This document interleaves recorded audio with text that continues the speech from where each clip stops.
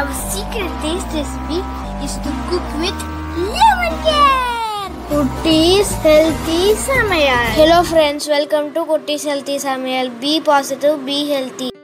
நம்ம சேனலை சப்ஸ்கிரைப் பண்ணாதவங்க சப்ஸ்கிரைப் பண்ணிவிட்டு பக்கத்தில் இருக்க பெல் பட்டனை கிளிக் பண்ணிக்கோங்க. ஆல் ஆப்ஷனை கிளிக் பண்ணுங்கள். அப்போ தான் நாங்கள் போடுற எல்லா வீடியோஸோட நோட்டிஃபிகேஷன்ஸ் உங்களுக்கு வரும். இது வரைக்கும் சப்ஸ்கிரைப் பண்ண எல்லாருக்கும் தேங்க்யூ ஸோ மச். நாம் இன்றைக்கி ரொம்பவும் டேஸ்டியான ஹெல்த்தியான இடியாப்பம் ரெசிபி தான் பார்க்க போகிறோம். நம்மளில் சில பேருக்கு இடியாப்பம் செய்யும்போது எந்த மாவில் செஞ்சாலும் கரெக்டாக வராது. பட் இது போல் செஞ்சு பாருங்கள், பிகினர்ஸ் கூட ஈஸியாக செஞ்சிடலாம். அதுவும் ரொம்ப ஹெல்த்தியான ராகி இடியாப்பம் தான். வாங்க இதை எப்படி செய்யுதுன்னு பார்த்துக்கலாம். இதுக்காக நான் 1 கப் அளவுக்கு அரிசி மாவு எடுத்துருக்கேன். அது கூடவே 1 கப் அளவுக்கு ராகி மாவு எடுத்துக்கிறேன். ஸோ ரெண்டுமே நீங்கள் ஈக்குவலாக எடுத்துக்கணும், அப்போ தான் நமக்கு கரெக்டாக வரும்.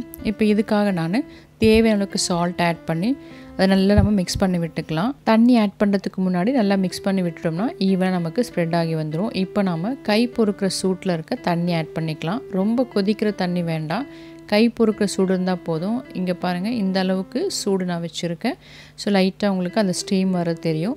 ஸோ இந்த தண்ணியை நம்ம யூஸ் பண்ணி இப்போது மாவு பிசைஞ்சிக்கலாம். சப்பாத்தி மாவு பதத்துக்கு பிசைஞ்சிக்கலாம். முதலே தண்ணி அதிகமாக ஊற்றாமல் கொஞ்சம் கொஞ்சமாக தெளித்து நம்ம பிசைஞ்சோம்னா கரெக்டான பதத்துக்கு வரும். பாருங்கள், நம்ம கரெக்டாக வந்துடுச்சு. இதை நம்ம 2 பார்ட்டாக பிரித்து வச்சுக்கலாம். முறுக்கு குழாயில் போடுறதுக்கு ஏற்றா போல் நம்ம இது போல் உருட்டி வச்சுக்கலாம். இப்போ இந்த மாவு ரெடியாக இருக்குது. இடியாப்பம் செய்யறதுக்காக நான் இடியாப்பம் பிளேட்ஸ் தான் எடுத்திருக்கேன். அப்படி இது இல்லைனா நீங்கள் இட்லி பிளேட்டில் கூட நீங்கள் ஊற்றி வேக வச்சு எடுத்துக்கலாம். இப்போ இதில் நம்ம லைட்டாக எண்ணெய் அப்ளை பண்ணிக்கலாம். அதே போல் முறுக்கு குழாயிலையும் உள் சைடை நம்ம எண்ணெய் அப்ளை பண்ணோம்னா ஈஸியாக இருக்கும். இடியாப்பம் அச்சு போட்டு அதுக்கு மேலே நம்ம எண்ணெயை லைட்டாக அப்ளை பண்ணிக்கலாம். எண்ணெய் அப்ளை பண்ணிட்டிங்கன்னா பிழியறதுக்கு ஈஸியாக இருக்கும். அவ்வளோதான். இப்போ நம்ம மாவு அது உள்ளே போட்டு ஒவ்வொரு இடியாப்பமும் நம்ம பிழிஞ்சு எடுத்துக்கலாம். இந்த இடியாப்பம் உங்களுக்கு எந்த அளவுக்கு சைஸ் வேணுமோ அந்த சைஸில் நீங்கள் செஞ்சுக்கலாம். நான் வச்சுருக்க இந்த செட்டில் 5 பிளேட் வரும். ஸோ 2 பேட்சாக நான் ஊற்றி எடுத்தேன். இது 3 பேர் தாராளமாக சாப்பிட்லாம் நான் எடுத்த அளவுக்கு.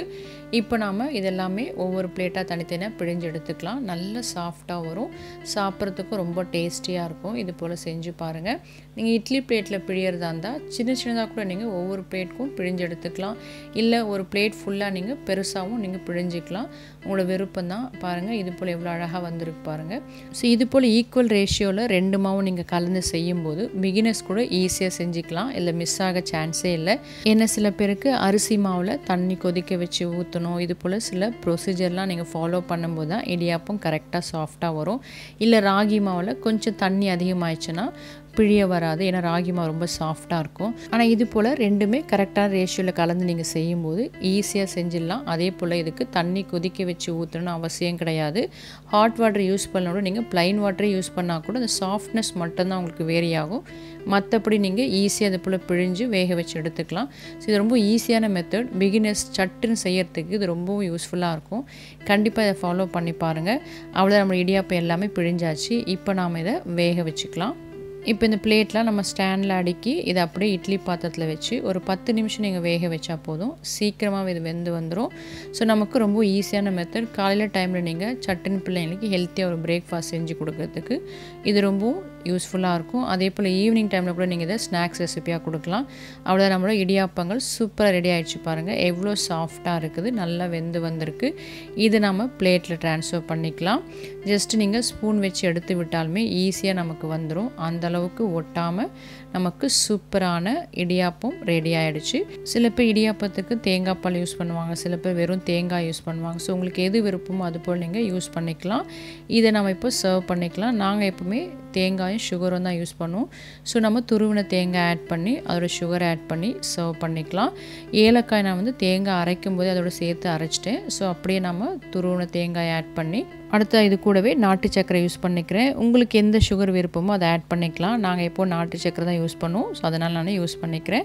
ஸோ நம்மளோட ஹெல்த்தியான டேஸ்டியான ராகி இடியாப்பம் சூப்பராக நாம் இன்றைக்கி செஞ்சுட்டோம். இது ரொம்ப சிம்பிள் தான், சீக்கிரமாக நம்ம செஞ்சு எடுத்துடலாம். இது போல் நீங்கள் ஆட் பண்ணி செய்யும்போது டைம் வேஸ்ட் ஆகாது. சட்டுன்னு நீங்கள் ரெடி பண்ணிடலாம். பிள்ளைங்களுக்கும் ஹெல்த்தியாக கொடுத்தா போல் நமக்கும் ஒரு திருப்தி இருக்கும். பிள்ளைங்களும் விரும்பி சாப்பிடுவாங்க.